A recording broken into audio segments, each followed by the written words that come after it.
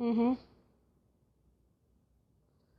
And Pastor Olseth told me somebody offered him some 2x6s. Mm-hmm. That's a piece of wood that is 2 inches wide and 6 inches, 2 by 6 inches wide and Long. long. And he say, you know, if you want to build a church, this will give you a good start. Okay. Eddie and I went and got them, and we put two of them together, and we made columns. Dig a hole in the ground and bury them, and they were about maybe 6 foot high. And then we got some wood and make a roof, and got some galvanized and cover it over. Right on the grass. Oh, wow. No floor. Dirt. Mm-hmm. And then Eddie built benches out of wood, so people could sit on. We started a Sunday school. You should remember that. Yeah, I do. I kind of vaguely remember. We started Sunday school. And then it was right on the main road, so we had good exposure. We were given that piece of land by Mr. Chandru. He used to go to Revival Tabernacle. Chandru was Hindu. But he went to Revival Tabernacle and got saved. Mm-hmm.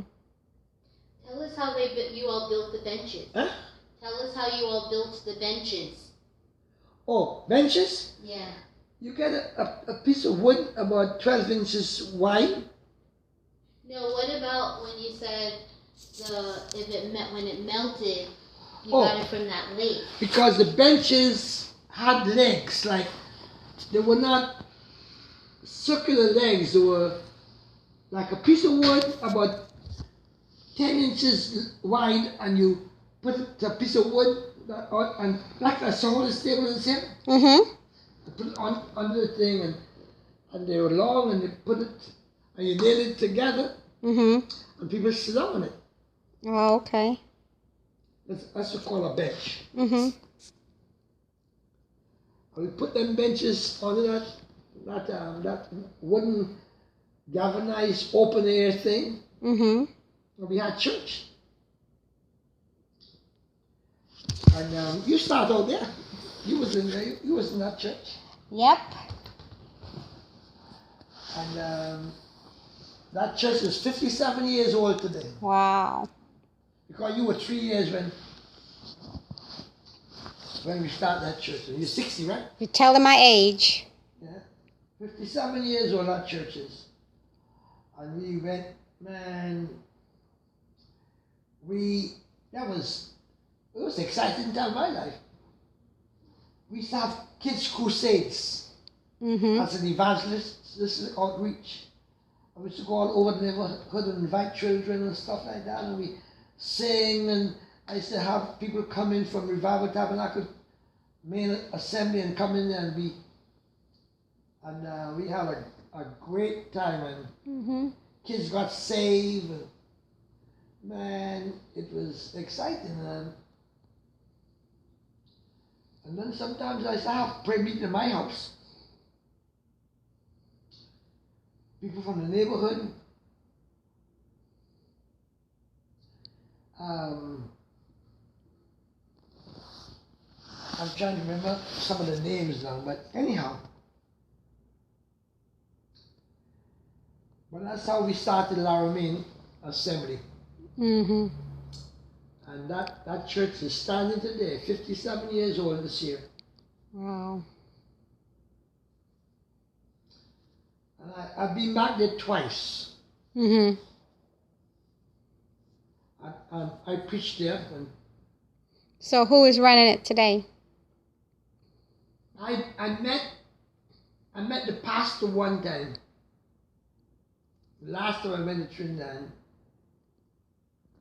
But they built a new church, A new building. a new building, air conditioned. Wow. Back in those days, we didn't have.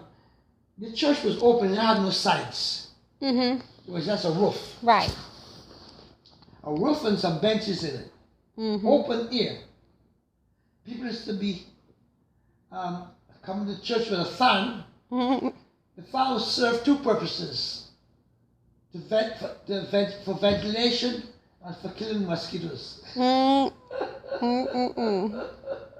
So they would use it to slap the legs and stuff like that, and to fan it. Looking back at it now, I think it was really crazy. But you know, when you don't know better, your accomplishments become very valuable to you because you started it and you completed it from scratch. Right. And those accomplishments become very meaningful because you knew how they got started. Like that church, we didn't have no floor. It's just a dirt floor, Just grass. Dirt, just dirt. Built on the grass that was already there. And then after you put the shed, the grass would die naturally because they ain't got no rain, no sun. Right. And I used to work down in Point Fort in the oil fields. And I used to pass the Pitch Lake every day on my way to work. You only have two Pitch Lakes in the world. Really? One in Trinidad and one in Venezuela. And you know, when you think about the kind of connections in the West Indies, a lot of those islands were connected. It's believed that Venezuela and Trinidad were one of the same land space. Oh, they were the same land mass, huh? Yeah. But earthquakes and stuff like that and separated them. But that's why I believe the Pitch Lake in Trinidad and the Pitch Lake in Venezuela was one time connected. Wow. Wow. You wouldn't quite understand what a Pitch Lake is like. It's like a water lake. But this black matter oozes up on the earth and fill it, the lake. so it's like oil, like. Yeah, but it's very thick. Like tar? Yeah, like tar. Actually, tar comes from the asphalt that the Pitch Lake produce. Right. And the Pitch Lake is a phenomenon. It is, wow.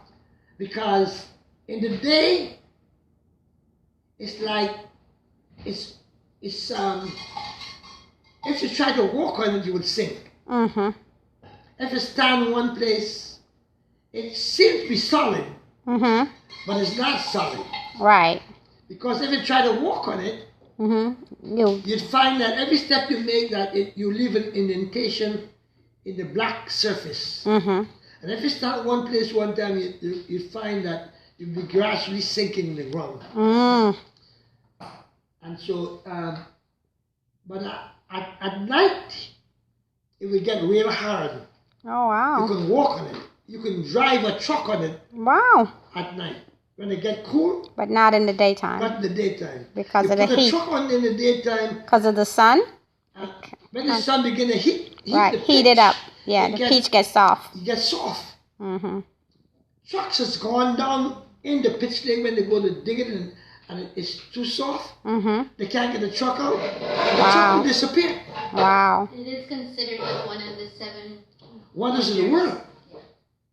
And so I used to pass the Pitch Lake every day. But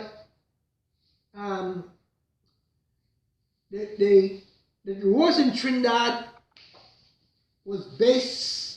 had a base surface of pitch from the Pitch Lake. They would